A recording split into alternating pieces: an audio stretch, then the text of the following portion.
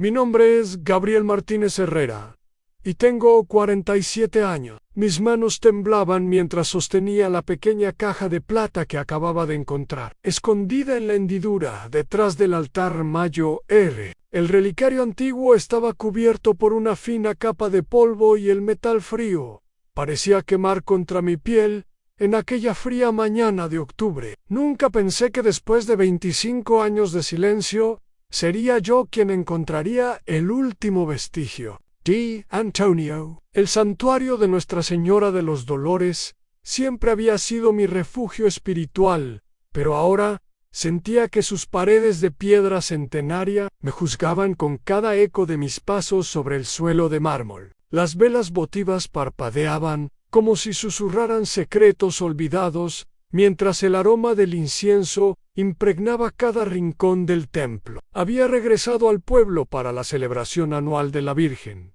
pero jamás imaginé que este regreso desenterraría el pasado que tanto me había esforzado por olvidar durante todos estos años. El titular del periódico local, El Heraldo de San Miguel del 15 de junio de 1999, aún resuena en mi memoria. Joven peregrino desaparece sin dejar rastro tras festividad patronal. La policía inicia búsqueda intensiva. El peso de ese recuerdo me abruma mientras abro con dedos temblorosos el relicario encontrado. Dentro hay un pequeño trozo de tela manchado y un papel doblado cuidadosamente con una caligrafía que reconocería en cualquier parte la letra de Antonio. Mi corazón se detiene por un momento al darme cuenta de lo que esto significa. La que juramos proteger aquella noche se ha cumplido, y ahora tengo en mis manos la evidencia que todos buscaron durante tantos años. El secreto que compartimos antes de su desaparición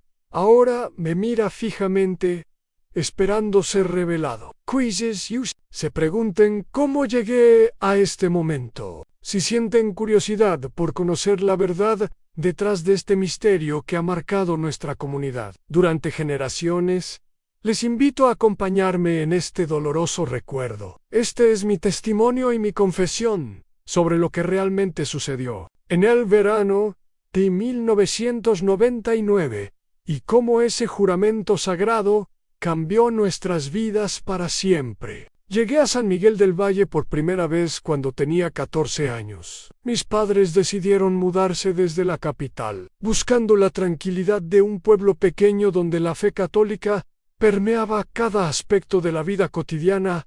El campanario de la iglesia marcaba el ritmo de nuestros días y las festividades religiosas eran los eventos más importantes del calendario local. Nuestra familia fue recibida con la amabilidad característica de una comunidad unida por siglos de tradiciones compartidas. Mi madre rápidamente se integró al grupo de catequesis, mientras mi padre ayudaba con las reparaciones del templo durante los fines de semana. Para mí la adaptación fue más difícil hasta que conocí a Antonio Suárez, el monaguillo principal de la parroquia. Antonio tenía mi edad, pero poseía una madurez y conocimiento espiritual que impresionaba incluso al padre Ernesto, nuestro párroco, con su cabello negro, siempre perfectamente peinado y sus ojos oscuros, que reflejaban una profunda convicción religiosa. Antonio se convirtió rápidamente en mi guía dentro de la comunidad. Él me enseñó todos los rituales,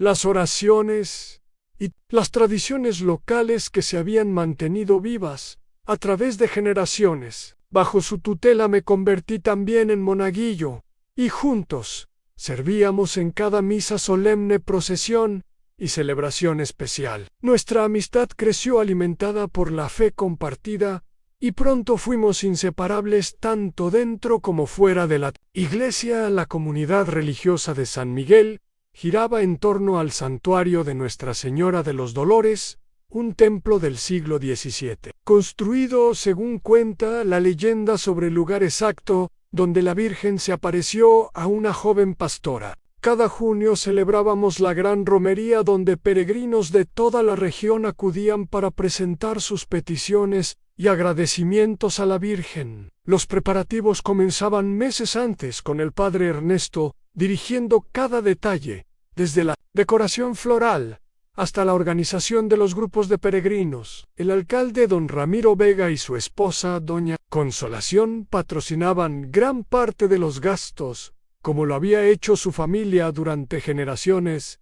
A la señora Amelia, la sacristana más antigua, conocía cada rincón del santuario y custodiaba con celo las reliquias y ornamentos sagrados. El año 1999 fue especial, porque se cumplían 300 años de la aparición milagrosa y el obispo había concedido indulgencias especiales para quienes participaran en la peregrinación. Antonio y yo nos habíamos preparado espiritualmente. Durante semanas, ayunando y rezando más que nunca. La emoción era palpable en cada rincón del pueblo mientras las calles se adornaban con guirnaldas y estandartes azules y blancos, los colores de la Virgen. Las mujeres preparaban los mejores dulces tradicionales y los hombres ensayaban los cánticos que acompañarían la procesión. Nadie podía imaginar que aquella celebración tan esperada se convertiría en el inicio de una tragedia que marcaría a nuestra comunidad para siempre. La noche anterior a la gran romería, Antonio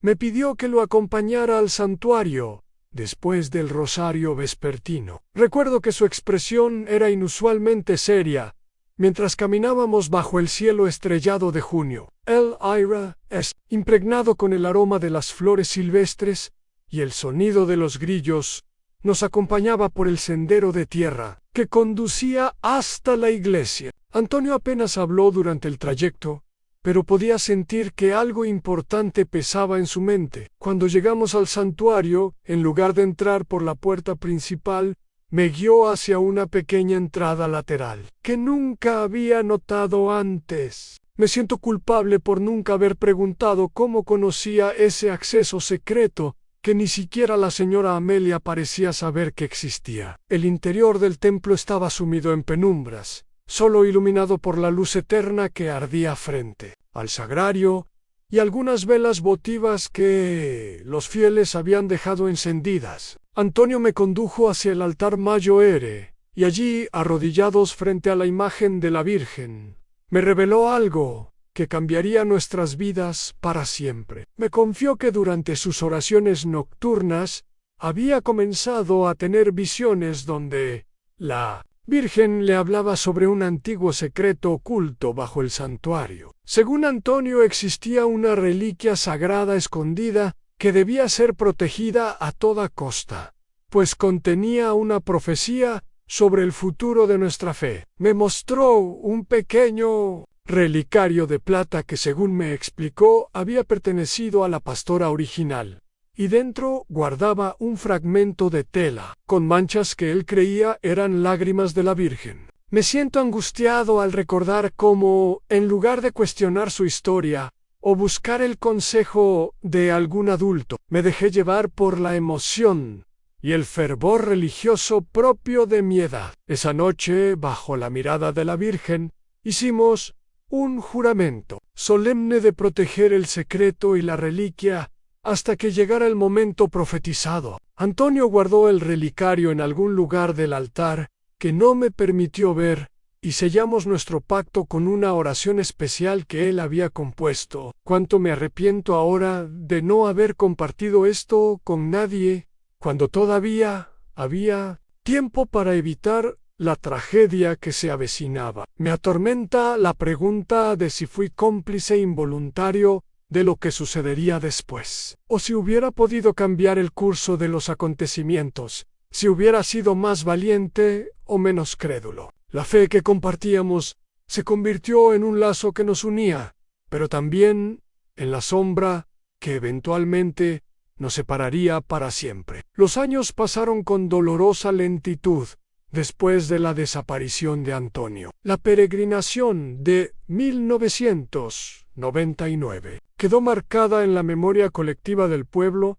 no por la celebración del tricentenario, sino por la tragedia que la siguió. Durante semanas las autoridades organizaron búsquedas por los montes y caminos cercanos. Voluntarios llegados de pueblos vecinos peinaron cada centímetro del terreno, mientras los perros rastreadores seguían cualquier posible pista en la familia. De Antonio Los Suárez Mendoza pasaba los días entre lágrimas y oraciones. Su madre, doña Pilar, se instaló permanentemente en una banca de la iglesia rezando rosarios interminables, mientras su padre, don Francisco, recorría incansablemente los caminos llamando a su hijo hasta quedarse sin voz. El padre Ernesto organizó vigilias de oración continuas, donde toda la comunidad se turnaba día y noche para mantener la esperanza viva. Recuerdo las manos entrelazadas, los cánticos quedos y las velas que nunca se apagaban, como símbolos de nuestra fe en que Antonio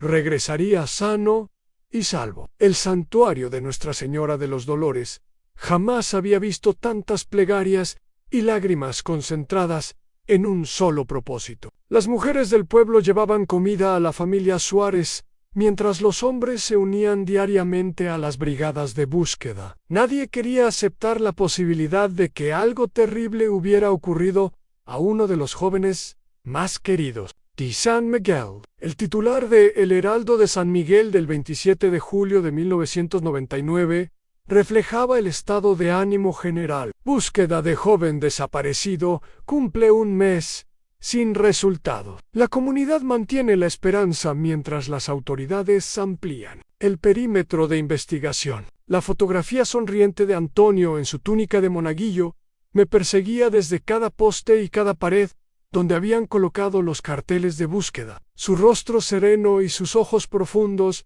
parecían mirarme directamente preguntándome ¿por qué guardaba silencio sobre nuestro último encuentro? La culpa comenzó a corroerme por dentro, pero el miedo era más fuerte. Miedo a no ser creído. Miedo a ser considerado responsable. Miedo a traicionar el juramento sagrado que habíamos hecho. Mis padres notaron mi cambio de comportamiento, mi repentina reluctancia a servir como monaguillo y mis frecuentes pesadillas.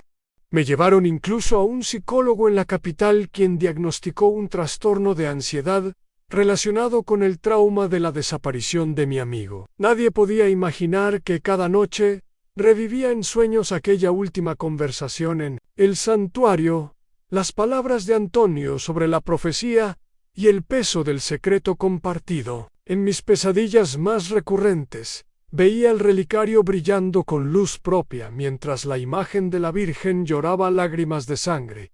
Y Antonio me pedía desde las sombras que cumpliera nuestra promesa. Pasaron 3 años y las búsquedas oficiales fueron cesando gradualmente. La familia Suárez nunca perdió la esperanza y continuó distribuyendo folletos con la fotografía de Antonio, actualizada mediante técnicas de progresión de edad. Cada aniversario de su desaparición, organizaban una marcha silenciosa desde su casa hasta el santuario y el padre Ernesto oficiaba una misa especial, pidiendo por su regreso. La señora Amelia estableció la tradición de mantener siempre un cirio encendido frente a la imagen de la Virgen como símbolo de la luz que guiaría a Antonio de vuelta a casa. Mientras tanto, yo intentaba seguir con mi vida, ocultando el peso de mi secreto tras una apariencia de normalidad. A los 17 años dejé San Miguel para estudiar en la Universidad de la capital. La distancia física me ayudó a construir un muro mental entre mi nueva vida y los acontecimientos del pasado. Me especialicé en historia del arte, enfocándome en el patrimonio religioso quizás como una forma inconsciente de mantener algún tipo de conexión con aquello que intentaba olvidar. Durante mis años universitarios apenas regresé al pueblo solo para las Navidades y algunas festividades importantes. Cada visita era un recordatorio doloroso del juramento incumplido y la ausencia permanente de Antonio. La familia Suárez seguía viviendo en la misma casa, aunque el tiempo había blanqueado el cabello de doña Pilar y encorvado la espalda de don Francisco. Me evitaban discretamente como si mi presencia les recordara demasiado a su hijo perdido. El padre Ernesto envejeció notablemente durante esos años. Su cabello se volvió completamente blanco y su rostro se llenó de arrugas profundas, como si cada día sin noticias de Antonio hubiera tallado una nueva línea en su piel. El santuario sufrió algunas renovaciones patrocinadas por el nuevo alcalde, pero la esencia del lugar permaneció intacta. La señora Amelia finalmente se jubiló de su cargo como sacristana, pero continuaba visitando diariamente el templo para encender el cirio votivo por Antonio. Nuevas generaciones de jóvenes servían como monaguillos sin conocer personalmente a aquel chico, cuya fotografía amarillenta seguía colgada en el tablón de anuncios parroquial. Los años continuaron pasando inexorablemente. Profesionalmente en la capital, como restaurador de arte sacro, lo que me permitía viajar por diferentes regiones del país, trabajando en iglesias y monasterios. Me casé con Elena, una compañera de la universidad, y tuvimos 2 hijos, Martín y Lucía. Construí una vida aparentemente normal, pero el recuerdo de Antonio y nuestro juramento nunca desapareció completamente. En mis momentos de mayor debilidad, cuando el peso del secreto se hacía insoportable, casi me convencía de confesar todo a Elena, pero siempre me detenía en el último momento. Cuán diferente habría sido todo si hubiera encontrado el valor para compartir mi carga. El titular de El Heraldo de San Miguel del 15 de junio de 2014 marcó otro hito doloroso. Se cumplen 15 años de la desaparición de Antonio Suárez. La familia mantiene viva su memoria con una exposición fotográfica en el Centro Cultural Municipal. La noticia me llegó a través de mi madre, quien seguía viviendo en el pueblo después del fallecimiento de mi padre. Con un nudo en la garganta revisé las fotos de la exposición que alguien había compartido en las redes sociales.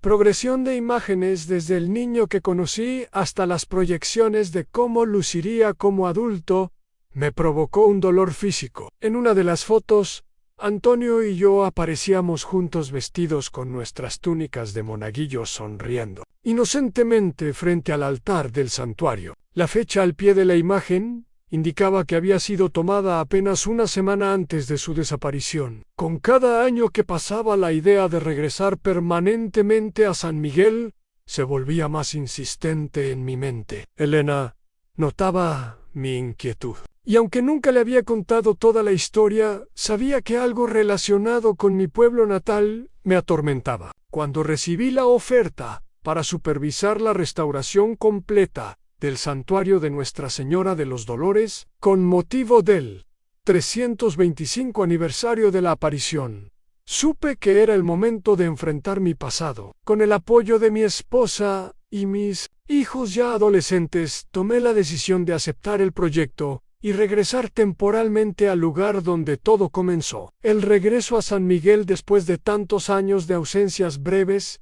fue como sumergirse en aguas turbias, donde los recuerdos flotaban como espectros acusadores. El pueblo había cambiado menos de lo que esperaba. Nuevas construcciones se mezclaban con las casas tradicionales, pero la plaza principal seguía presidida por el ayuntamiento y la iglesia parroquial. El santuario, ubicado en las afueras, mantenía su silueta imponente contra el horizonte montañoso. Me instalé con mi familia en una casa alquilada cerca del centro, y desde el primer día sentí que las miradas de los vecinos me seguían con una mezcla de curiosidad y recelo. Para muchos, seguía siendo el amigo de Antonio, el último que probablemente lo vio con vida. El proyecto de restauración me permitió acceder a zonas del santuario que habían permanecido cerradas durante años. Cada rincón, cada piedra, cada imagen sagrada parecía contener fragmentos de aquella noche de junio de 1999. Trabajaba meticulosamente, documentando el estado de conservación de retablos, pinturas y escultura, mientras una parte de mí buscaba inconscientemente algún rastro del relicario que Antonio había escondido. El altar mayor sería la última fase del proyecto, y mientras esperaba los permisos especiales del obispado para intervenir en esa zona sagrada, me dediqué a restaurar las capillas laterales. Durante esos días, mi mente oscilaba constantemente entre el profesional metódico que había llegado a ser y el adolescente aterrorizado que guardaba un secreto demasiado pesado. El verdadero punto de inflexión llegó cuando doña Pilar, la madre de Antonio, falleció repentinamente. Toda la comunidad se reunió para su funeral y yo no pude evitar asistir a pesar del temor de enfrentarme a don Francisco. La ceremonia fue solemne y emotiva, con el templo parroquial completamente lleno de personas que querían mostrar su respeto por aquella mujer que nunca había dejado de esperar el regreso de su hijo. Al finalizar la misa me acerqué tímidamente a don Francisco para expresarle mis condolencias. Sus ojos cansados me estudiaron largamente antes de tomarme por el brazo y pedirme que lo visitara al día siguiente. No había reproche en su voz, solo una determinación tranquila que me hizo imposible negarme. La casa de los Suárez seguía igual que en mis recuerdos de juventud, con la única diferencia de que ahora parecía habitada por fantasmas. Las fotografías de Antonio seguían ocupando lugares prominentes en las paredes y sobre las mesas. Don Francisco me recibió en el salón principal y, sin preámbulos, me entregó una caja de madera desgastada. Dentro encontré diversos objetos personales de Antonio: su rosario de primera comunión, algunas estampas religiosas y un cuaderno de notas que reconocí inmediatamente. Era el diario espiritual que mi amigo había comenzado a escribir meses antes de su desaparición. Con voz quebrada, don Francisco me confesó que Pilar siempre había creído que yo sabía algo más sobre la última noche de su hijo y que en su lecho de muerte le había hecho prometer que me entregaría esos objetos. La culpa que había mantenido a raya durante tantos años me golpeó con fuerza renovada, mientras sostenía entre mis manos los últimos vestigios de la vida de Antonio. Esa noche, después de que mi familia se durmiera, abrí con manos temblorosas el diario de Antonio. Las páginas amarillentas estaban llenas de reflexiones espirituales, oraciones y dibujos meticulosos del santuario y sus alrededores. A medida que avanzaba en la lectura, mi corazón se aceleraba al encontrar referencias cada vez más frecuentes a visiones nocturnas y mensajes divinos. Antonio describía con detalle cómo, durante sus oraciones solitarias, había comenzado a percibir una presencia que identificaba como la Virgen de los Dolores, quien le confiaba secretos sobre una antigua profecía. En las últimas entradas escritas apenas días antes de su desaparición, mencionaba repetidamente un pasaje oculto bajo el altar Mayo R y una cámara secreta que albergaba reliquias olvidadas. La última página, fechada el 14 de junio de 1999, la víspera de nuestro encuentro nocturno, contenía un mensaje que me heló la sangre. Antonio había escrito con letra apresurada que la Virgen le había revelado que debía realizar un sacrificio para proteger el santuario de un gran mal que se mencionaba, un ritual de purificación que debía llevarse a cabo en soledad durante la medianoche del día de la peregrinación. El diario terminaba con una frase que me perseguiría para siempre: el relicario guardará mi promesa hasta que se cumpla el tiempo señalado. 25 años después, alguien digno lo encontrará y sabrá qué hacer. Perdóname, Gabriel, por involucrarte en esto, pero necesitaba un testigo de mi juramento. Me sentí físicamente enfermo al darme cuenta de las implicaciones de lo que acababa de leer. Antonio no había desaparecido accidentalmente, ni había sido víctima de un crimen como todos habían supuesto durante años. Sus propias palabras sugerían que había planeado algún tipo de ritual o sacrificio personal, motivado por lo que él interpretaba como mensajes divinos.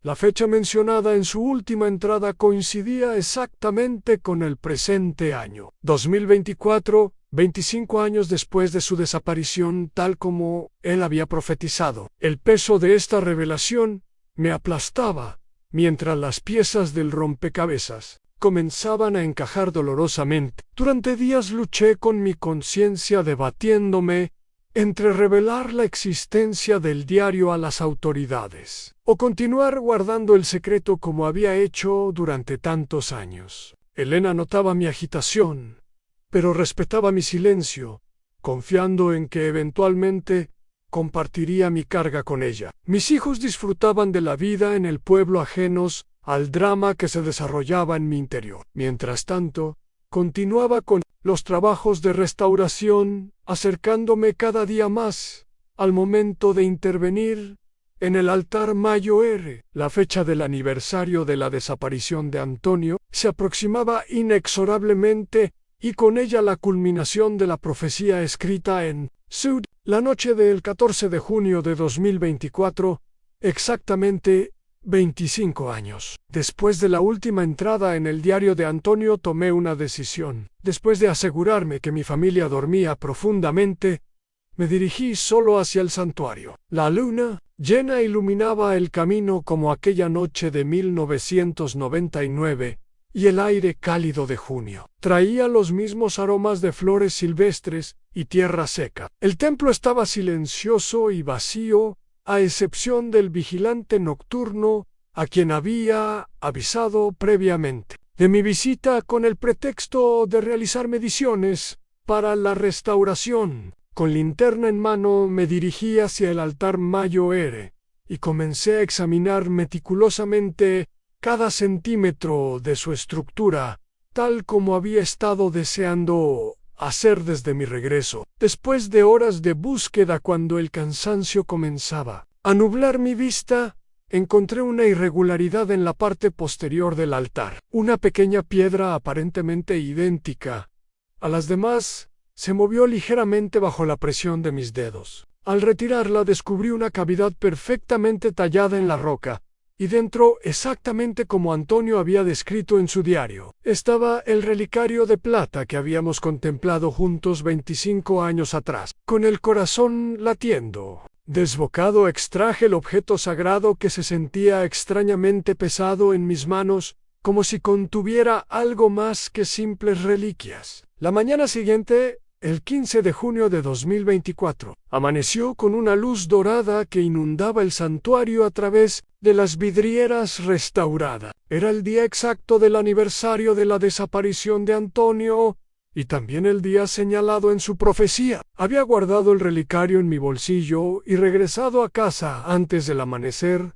sin despertar sospechas en mi familia. Horace, en un banco alejado del altar, observaba cómo los primeros fieles llegaban para la misa matutina. El padre Miguel, sucesor del ya fallecido padre Ernesto, preparaba solemnemente los ornamentos para la celebración, mientras los nuevos monaguillos encendían velas y disponían las ofrendas. La normalidad aparente de la escena contrastaba violentamente con la tormenta que se desataba en mi interior. Durante la misa mis pensamientos se alejaron de las oraciones y rituales, para concentrarse en el peso del relicario oculto en mi chaqueta. Cuando la celebración terminó y la mayoría de los fieles abandonaron el templo finalmente, encontré el valor para abrir el objeto sagrado. Me retiré a una capilla lateral poco frecuentada y con manos temblorosas levanté la pequeña tapa de plata. Dentro, tal como recordaba, estaba el fragmento de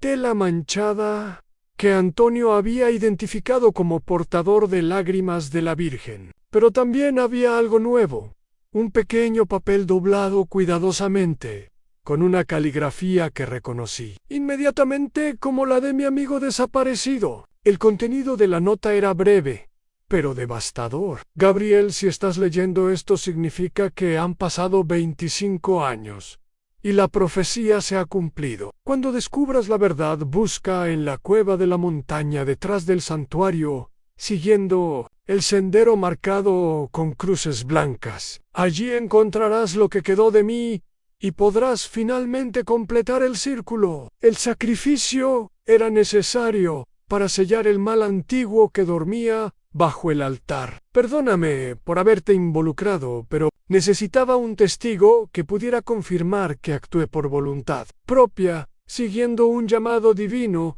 Antonio, las palabras me golpearon como un puñetazo físico, revelando una verdad que parte de mí siempre había sospechado, pero que me había negado a aceptar. Antonio no había sido secuestrado ni se había perdido accidentalmente. Las visiones y voces que describía en su diario lo habían convencido de la necesidad de realizar un sacrificio supremo para proteger el santuario y la comunidad. Con horror comprendí que mi amigo probablemente se había quitado la vida como parte de algún ritual, basado en sus visiones místicas, y ahora me pedía que encontrara sus restos para completar lo que él consideraba una misión sagrada. Sé cuánto tiempo permanecí en aquella capilla lateral, paralizado por la magnitud de la revelación. Cuando finalmente recuperé el control de mis emociones, supe que debía tomar decisiones que cambiarían para siempre muchas vidas,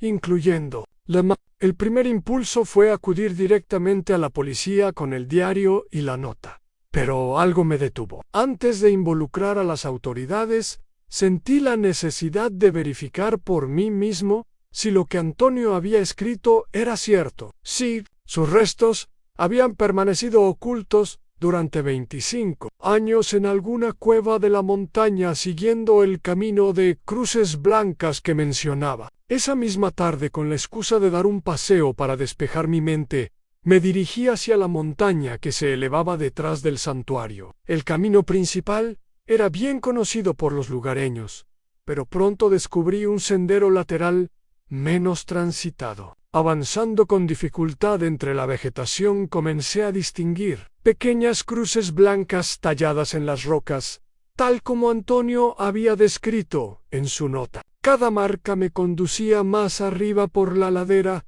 hasta una zona donde el sendero se estrechaba peligrosamente junto a un precipicio. Finalmente, tras casi una hora de ascenso, llegué a la entrada de una pequeña cueva, casi oculta por matorrales espinosos. El interior estaba sumido en penumbras, pero la luz de mi teléfono móvil reveló un espacio no muy grande, con el suelo cubierto de piedras planas, dispuestas de forma circular. En el centro de este improvisado altar, descubrí con horror lo que parecían ser restos humanos, un esqueleto parcialmente conservado, vestido con jirones de lo que alguna vez fue una túnica de monaguillo. Junto a los restos había una cruz rudimentaria hecha con ramas y un rosario que reconocí como idéntico al que había visto entre las pertenencias que don Francisco me había entregado. No cabía duda de que había encontrado a Antonio, o lo que quedaba de él,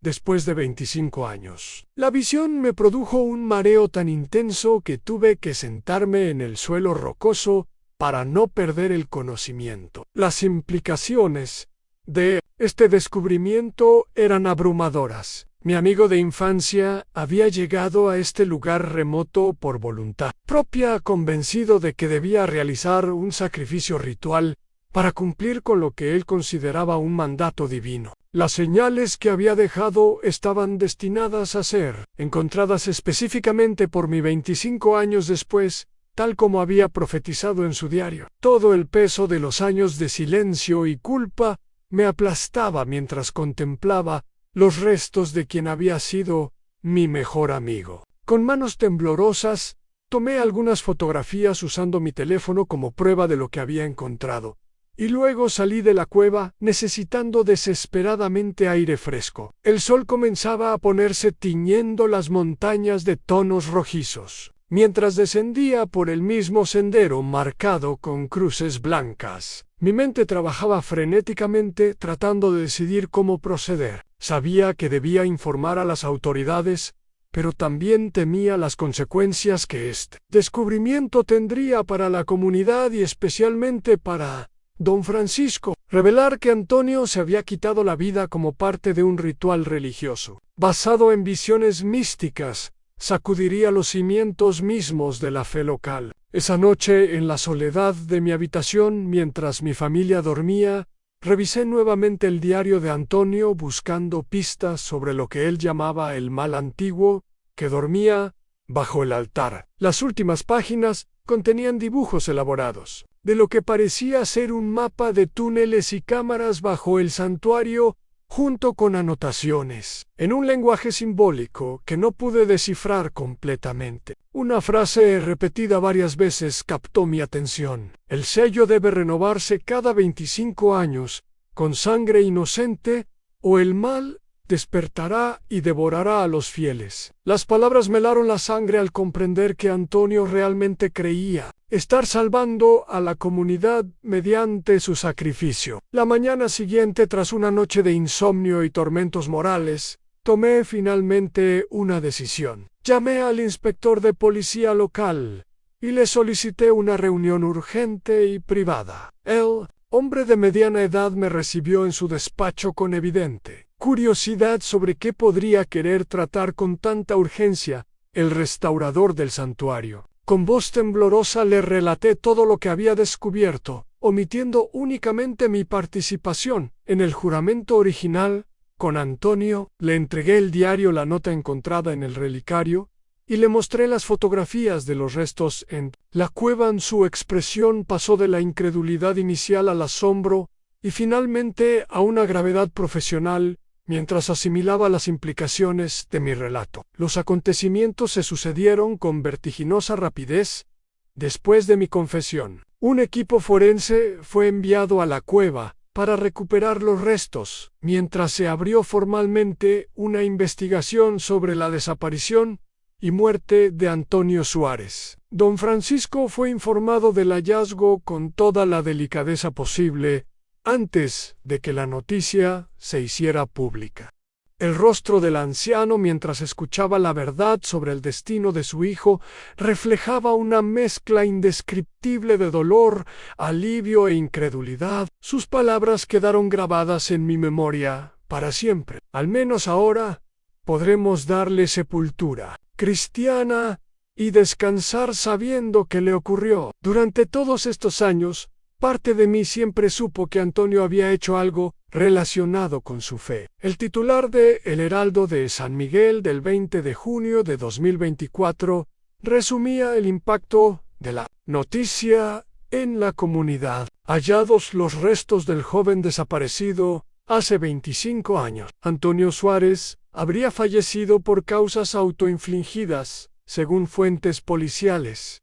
La comunidad, conmocionada, prepara funeral. El artículo mencionaba el hallazgo del diario y las notas, que sugerían un estado mental alterado por experiencias místicas, pero omitía los detalles más perturbadores sobre el ritual y la profecía. Las autoridades habían optado por mantener cierta discreción para proteger la memoria del joven y los sentimientos de su familia. La noticia sacudió los cimientos de la pequeña comunidad de San Miguel. Muchos no podían reconciliar la imagen del devoto monaguillo que todos recordaban, con la idea de que se hubiera quitado la vida en circunstancias tan extrañas. Los más ancianos del pueblo recordaban historias sobre apariciones y milagros asociados con el santuario, pero nadie había oído hablar de profecías sobre males antiguos o sacrificios necesarios. El padre Miguel consultó los archivos parroquiales más antiguos, buscando alguna referencia histórica que pudiera explicar las creencias de Antonio,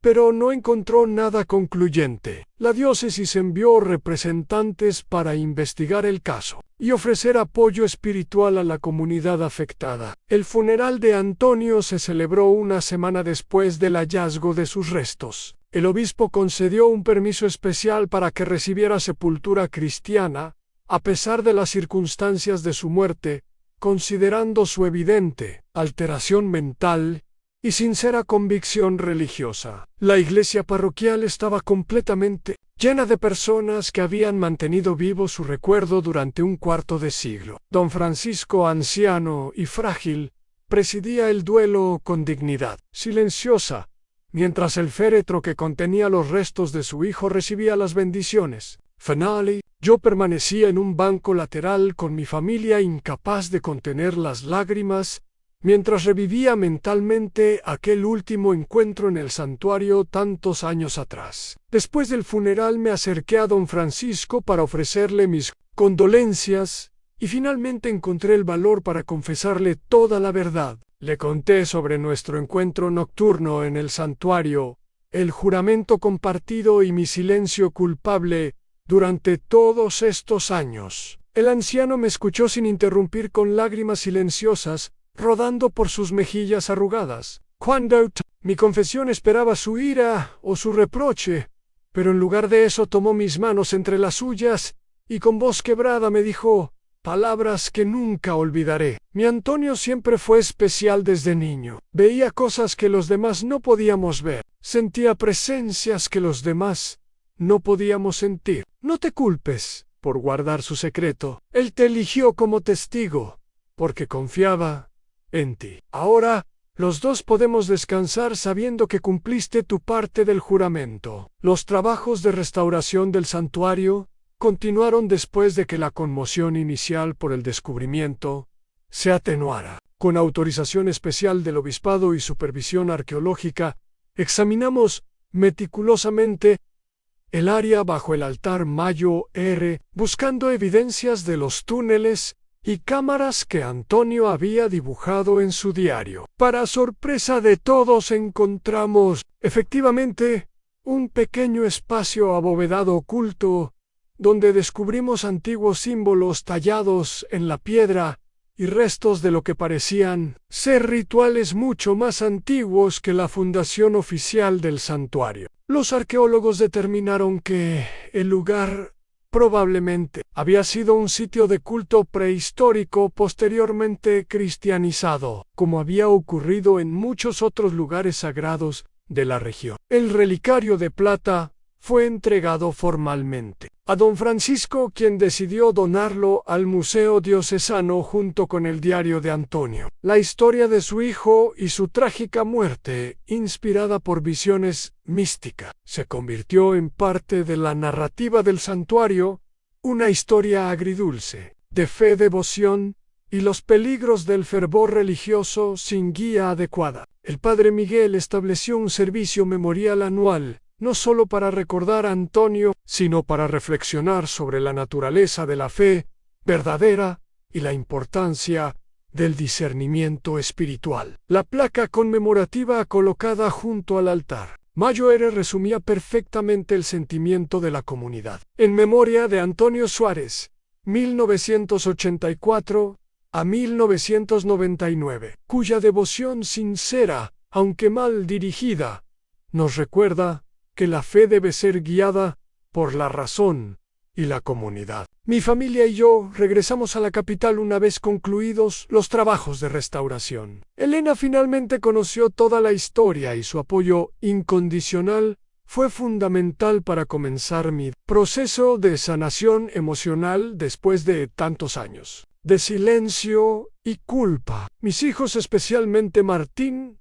el Mayo R, mostraron una nueva apreciación por la complejidad de la fe y la importancia del equilibrio entre devoción y razón. La experiencia nos transformó profundamente como familia, uniendo nuestros lazos de formas que nunca hubiera imaginado posibles. Visito San Miguel regularmente para mantener contacto con don Francisco y para supervisar el mantenimiento de las restauraciones realizadas en el santuario. Cada visita es menos dolorosa que la anterior, mientras los recuerdos se suavizan y la culpa da paso a una aceptación tranquila de lo sucedido. La comunidad ha encontrado formas de honrar la memoria de Antonio sin idealizar las circunstancias de su muerte, reconociendo la sinceridad de sus intenciones, mientras advierte sobre los peligros de una fe no guiada por la sabiduría colectiva. Jóvenes monaguillos aprenden ahora su historia